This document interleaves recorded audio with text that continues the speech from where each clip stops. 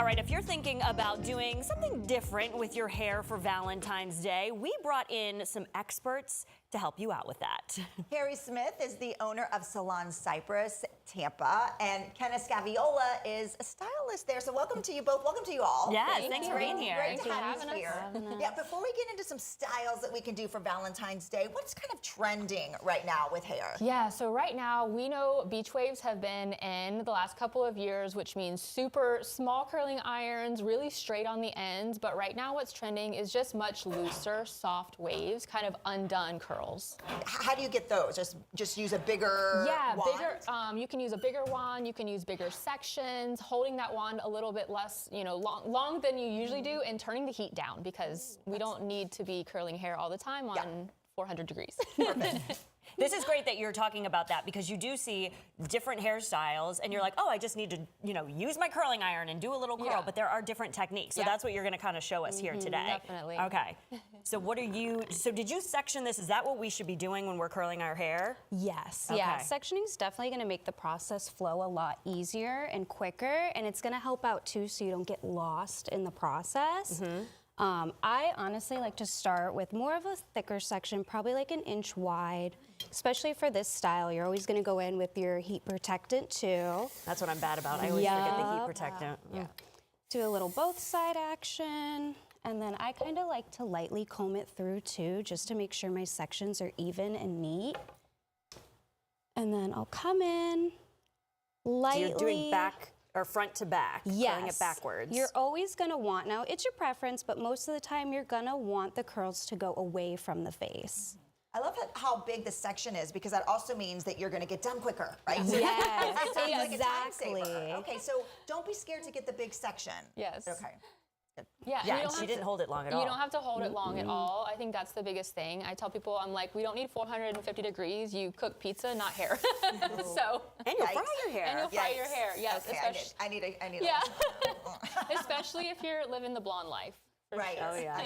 I know. It tends to break a lot. So you just do this all the way around? Yes. Okay. And once I get a little closer to the face too, I'm going to slightly over direct it a little forward and kind of use the iron as almost like a flat iron method to smooth it out and slowly twist away from the face. And then sometimes I'll use my finger to just get those baby hairs down.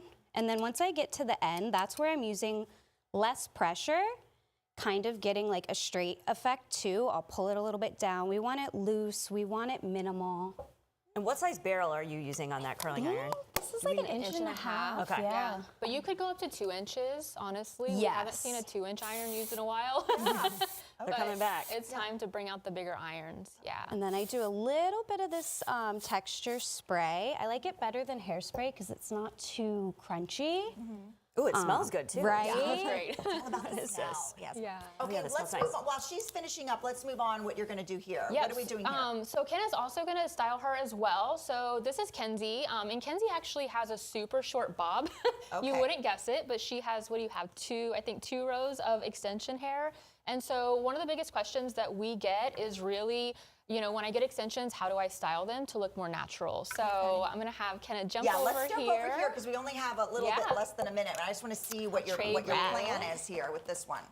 Okay, so I'm going to kind of rotate Kenzie and come in between her. So I'll show you real quick. You can kind of see her natural hair versus the extension length right up in there. Okay. And everyone usually struggles with blending that. So what you're gonna do is just kind of get this section all together. Again, heat protectant.